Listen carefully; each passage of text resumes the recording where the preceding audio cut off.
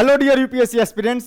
तो 25 मई 2025 को संडे को आपका पेपर हुआ था प्रीलिम्स का, और आज 11 जून 2025 को प्रीलिम्स का जो रिजल्ट है वो घोषित हो गया है। आपको पीडीएफ आ गया होगा, यूपीएससी ने पीडीएफ जारी कर दिया है। इस एग्जाम में टोटल वैकेंसी 979 सीट्स की हैं, जिसके लिए 13 लाख बच्चों ने फॉर्म भरा था और करीब 6 लाख बच्चे थे जो इस एग्जाम में अपीयर हुए थे।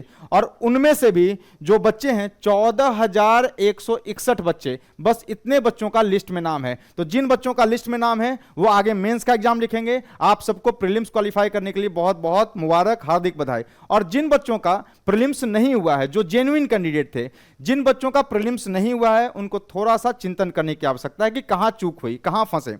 बहुत ऐसे बच्चे जिनको जानता हूं मैं, जिन्होंने जब प्रीलिम्स दे करके वो आए तो वो बता रहे थे कि सर मार्क्स मैच किए हैं और मार्क्स जो है 110, 115, 98 ऐसे मार्क्स आ रहे थे, और उन बच्चों का आज पीडीएफ लिस्ट में नाम नहीं है। इसका मतलब है कहीं ना कहीं जो है हर्डल जो है वो सीसेट बनता जा रहा है। सीसेट एक क्वालिफाइंग पेपर है जिसमें 33% मार्क्स लाने होते हैं, आपको 67 मार्क्स की आवश्यकता होती है। तो जिन बच्चों का जीएस में अच्छा परफॉर्मेंस था, उन बच्चों का जब मैंने सीसेट का स्कोर पूछा तो वो बच्चे बता रहे थे कि 70, 75 इस रेंज में उनका मार्क्स था। तो सोचिए 67 लाना है और 70, 75 मार्क्स आपके आ रहे हैं, तो समझिए कि आप डेंजर जोन में है। क्यों? अगर एक दो क्वेश्चन भी ऊंच नीच हुआ, गलत सही मार्क कर दिया आपने, तो आपका सीसेट क्वालिफाई। और मेरे ख्याल से सीसेट ही है जो आज के डेट में सबसे बड़ा हर्डल बनता जा रहा है, क्योंकि 2022 के बाद का पेपर पैटर्न देखे तो बिल्कुल सीसेट का जो पेपर है वो बिल्कुल जो है वो कहीं भी आप शॉर्ट ट्रिक यूज करके उसको सॉल्व नहीं कर सकते, शॉर्टकट में उसको सॉल्व नहीं कर सकते।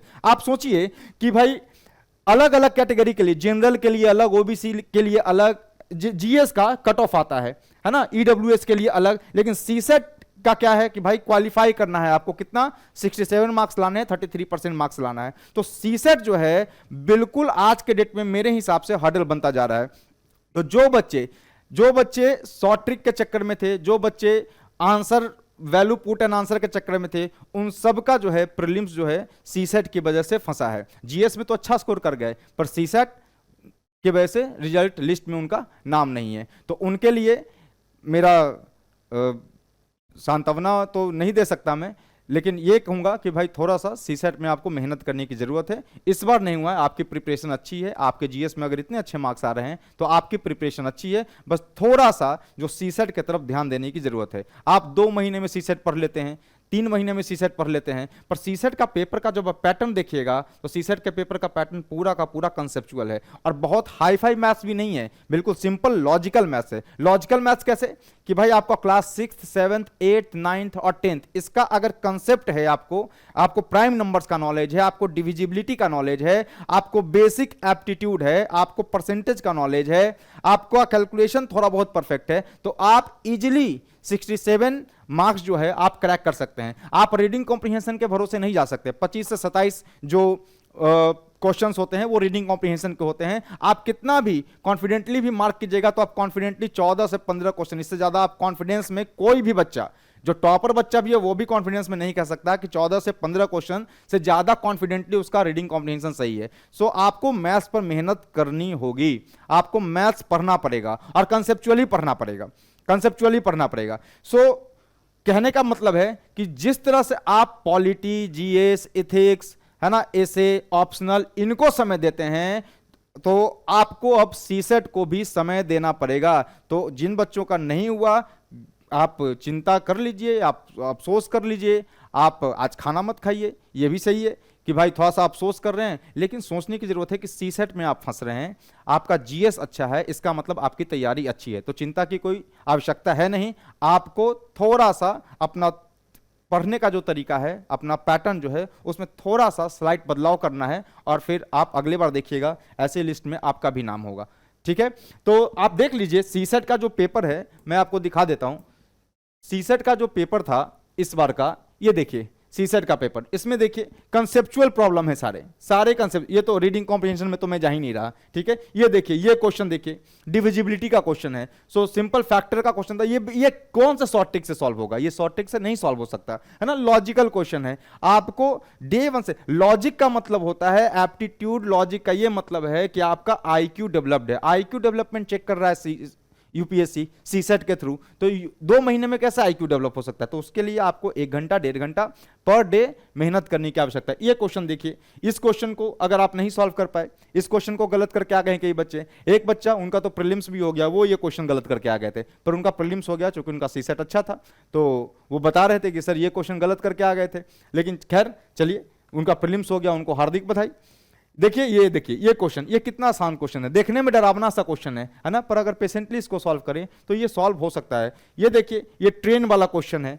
उसके बाद ये क्वेश्चन तो भाई, ये क्वेश्चन तो रिपीटेड है, दिस क्वेश्चन इज रिपीटेड। ये तो बिल्कुल 2023 में ऐसा ही सवाल पूछा गया था। ये क्वेश्चन तो बिल्कुल रिपीटेड सवाल है। तो आपको प्रीवियस ईयर को देखते हो, 2022 के बाद तो आप शॉर्ट ट्रिक पर भरोसा कर ही नहीं सकते, आपको मेहनत करना पड़ेगा। इस बात को आप समझ लीजिए, क्योंकि आज के डेट में सबसे बड़ा हर्डल कोई है तो वो है सीसेट। कई ऐसे जेन्युइन कैंडिडेट, सोचिए वो उन कैंडिडेट के बारे में सोचिए जिनका 110 आ रहा है, 99 आ रहा है, 115 आ रहा है, उन बच्चों का जीएस कितना मजबूत होगा, उनका मेंस की तैयारी उन्होंने कितनी जबरदस्त की होगी। पर एक चूक, और वो क्या, सीसेट में थोड़ी सी लापरवाही, और उनका ये पूरा साल है ना, एक सर्कल, एक लूप में पूरा फिर से घूमना पड़ेगा। सो अगले साल फिर से उनको जीएस भी देना है, सीसेट भी देना है। ठीक है, तो कहने का मतलब है कि आप इन प्रॉब्लम्स को इजीली हैंडल कर सकते हैं अगर आप बेसिक मैथ्स को शुरू से, डे 1 से। आज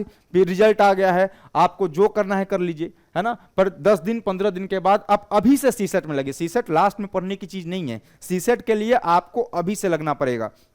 तो अभी से आपको नवंबर तक सीसेट की तैयारी पहले कर लेनी है, और अगर आप अभी से तैयारी करते हैं तो आपको बहुत ज्यादा मेहनत करने की आवश्यकता भी नहीं है। लास्ट में बच्चे प्रीवियस ईयर क्वेश्चन देख के जा रहे हैं, पर वो तो रटने वाली बात हो गई ना। क्वेश्चन कैसा आ रहा है, क्वेश्चन में अगर कंसेप्ट नहीं, ये क्वेश्चन देखिए, सिंपल काउंटिंग का क्वेश्चन है, इसमें आप कंसेप्ट लगाना चाहिए। कंसेप्ट से ज्यादा आसानी तो 1 से 100 तक नंबर लिख करके सॉल्व हो जा रहा है। तो जो बच्चे जानते हैं कि भाई ये क्वेश्चन गलत नहीं करना है ना, तो वो कंसेप्ट क्यों लगाएंगे, कंसेप्ट से क्यों सॉल्व करेंगे? तो मुद्दा ये है कि नंबर लाना है, टोटल से क्वालिफाई करना है भाई आपको, है ना। तो आप देखिए, एक स्टूडेंट का ये पेपर है, उसने क्या किया कि सर कंसेप्ट लगाने से ज्यादा बेटर तो था 1 से 100 तक लिख के गिन लेना, है ना। तो 1 मिनट के अंदर, 1.5 मिनट के अंदर उन्होंने काउंट कर लिया। देखिए लॉजिकल क्वेश्चन है, बिल्कुल सारे क्वेश्चन जो है वो लॉजिकल हैं, बिल्कुल लॉजिक वाले सवाल हैं। सो डिविजिबिलिटी के सवाल हैं, प्राइम नंबर्स के सवाल हैं।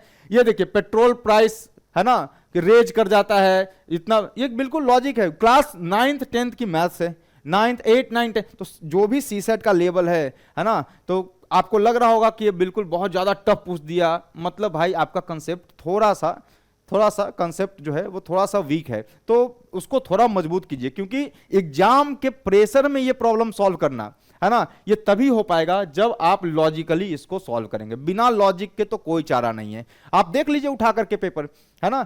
और कुछ पार्ट तो ऐसे भी हैं जिन पर लगातार क्वेश्चंस आ रहे हैं, जैसे डिविजिबिलिटी वाला क्वेश्चन है, मैं देखता हूं ये क्वेश्चन कहीं होगा यहां पे। तो एक ये देखिए, एक ये व्हाट इज द यूनिट, हाँ यूनिट डिजिट वाले क्वेश्चन, इसका यूनिट डिजिट क्या होगा ये पूछा है।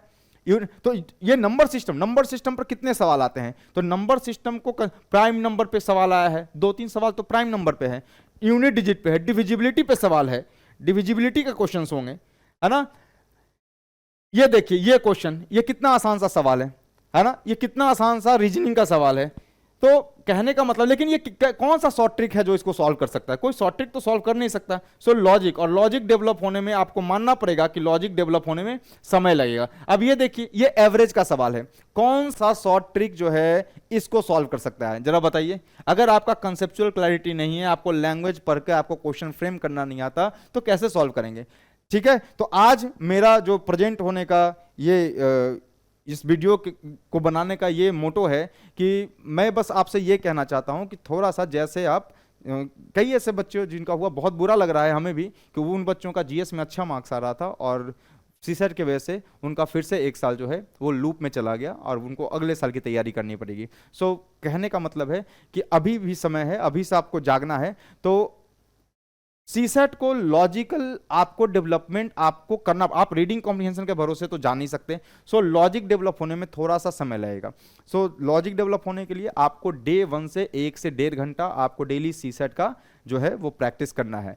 ठीक है, तो इसी सबको ध्यान में रखते हुए इस बार, है ना, तो हम लोगों ने एक इनिशिएटिव लॉन्च किया है अभी से ही, जो आपको प्लेटफॉर्म की जानकारी मिल जाएगी, बिल्कुल सेपरेट प्लेटफॉर्म है सीसेट के लिए, स्पेशल सीसेट के लिए ही प्लेटफॉर्म बनाया जा रहा है 1 जुलाई से, है ना। और हमारा टारगेट ये रहेगा कि हर एक चीज को कंसेप्चुअली, शॉर्ट ट्रिक मैं बिल्कुल नहीं बताने वाला, शॉर्ट ट्रिक से जो सॉल्व होगा लॉजिकली सॉल्व करने का प्रयास करेंगे। We will try to develop our logic, so logic से, है ना, प्रॉब्लम को सॉल्व करें। क्योंकि जो भी क्वेश्चन आया था, कोई तो शॉर्ट ट्रिक का क्वेश्चन मुझे दिखा नहीं, एक आध दो को छोड़ के। तो शॉर्ट ट्रिक का जैसे ये क्वेश्चन देख लीजिए, डिविजिबिलिटी बाई 6, इतना सिंपल क्वेश्चन है और हमेशा डिविजिबिलिटी पे प्रश्न आता है ना। सो नंबर सिस्टम के इतने सवाल थे, है ना, जिसको आप सही कर सकते थे। ये देखिए, ये क्या है भाई, डायरेक्शन का सवाल। अब ये प्रॉब्लम इतना इजी प्रॉब्लम है, पर ये बच्चा देख करके डर जाएगा। अपने को जो हम लोग 2 महीना 3 महीना लास्ट में जो मेहनत करके सॉल्व करते हैं, उसमें क्या होता है कि हमें ऐसा लगता है कि हम तैयारी कर रहे हैं, पर एग्जाम, जो रियल एग्जाम होता है ना, उस एग्जाम में वो जो थॉट प्रोसेस है, वो थॉट प्रोसेस बिल्कुल जो है, वो क्वेश्चन देख के आपको डायग्राम बनना चाहिए, क्वेश्चन देख के आपको डरना नहीं। कितना आसान सा सवाल था, ठीक है। ये सवाल की बात कर रहा हूं मैं। तो आसान मेरे लिए तो इसलिए आसान था क्योंकि लॉजिकली साउंड हूं मैं, तो आपको भी लॉजिकली कंसेप्चुअली साउंड होना पड़ेगा, जो कि 1-2 महीने लास्ट में पढ़ के नहीं हो सकता।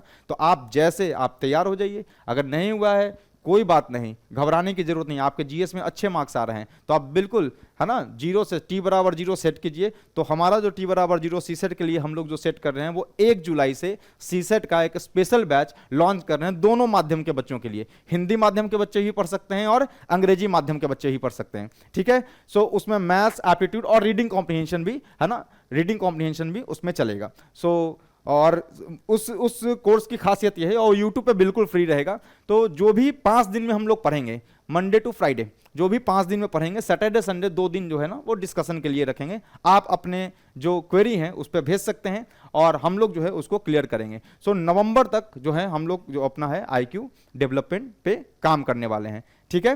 तो सीसेट जो हडल है, इस हडल को दूर कीजिए, क्योंकि जीएस तो आपका स्ट्रांग है ही, और अगर एक बार प्रीलिम्स निकला, जीएस स्ट्रांग है, ऑप्शनल पे सब लोग मेहनत करते हैं, तो आप देखिए फिर कैसे यूपीएससी का रिजल्ट नहीं आता है। चलिए, उम्मीद करते हैं कि आपका जो प्रिपरेशन होगा, बिल्कुल अब आप पॉजिटिव माइंडसेट के साथ, बिल्कुल निराशा को त्याग करके, है ना, जो हुआ सो हुआ, उसको जाने दीजिए। थोड़ा सा अपने प्रिपरेशन में आप बदलाव करेंगे और बिल्कुल नए जोश के साथ आप वापस इस प्रिपरेशन में लौट आएंगे, और अगली बार ये इंश्योर करेंगे कि आप जो आपका जो हडल था, वो सीसेट था, वो पहले से ही आप क्लियर रखें, आप कंप्लीट रखें, ठीक है। तो एक इंफॉर्मेशन और है, जो यूपीएससी का जो नोटिफिकेशन में लिखा हुआ है,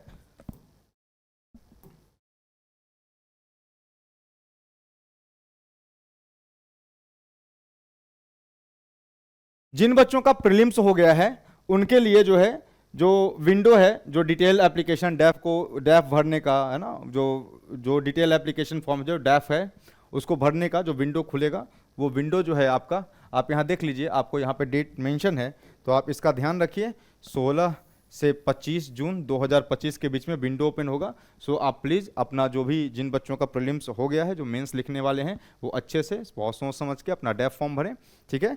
और जिन बच्चों का प्रीलिम्स रह गया है, तो बिल्कुल नए जोश के साथ वापस आइए, हमारे साथ जुड़िए, और हम लोग सब मिलकर ये इंश्योर करेंगे कि एटलीस्ट सीसेट के वजह से तो आपका जो प्रिपरेशन है ना, आपका जो सपना है, वो अधूरा ना रह जाए, उसको हम लोग क्लियर करेंगे, ठीक है। तो घबराने की कोई ज़रूरत नहीं है, क्योंकि सर जो लड़ेगा ही नहीं, है ना, तो उसके लिए तो कोई मतलब ही नहीं है। वो कहावत है ना, वो शायरी है कि गिरते हैं सहसवार ही मैदान जंग में, वो तिफल क्या गिरे जो घुटनों के बल चले। तो भाई जो गिर गया है, तो उसने भाई कोशिश किया, कोशिश करने के प्रयास में गिरा है, तो बिल्कुल इसमें मायूस होने की कोई ज़रूरत नहीं है। आपने बहुत अच्छा प्रयास किया, आपका प्रिपरेशन अच्छा है, बस थोड़ा सा और इसमें एक बिल्कुल जो तड़का बोलते हैं, तो वो सीसेट का एक तड़का लगेगा, और बिल्कुल आपका अगली बार आप सफलता प्राप्त करेंगे, इसी उम्मीद के साथ। चलिए, धन्यवाद।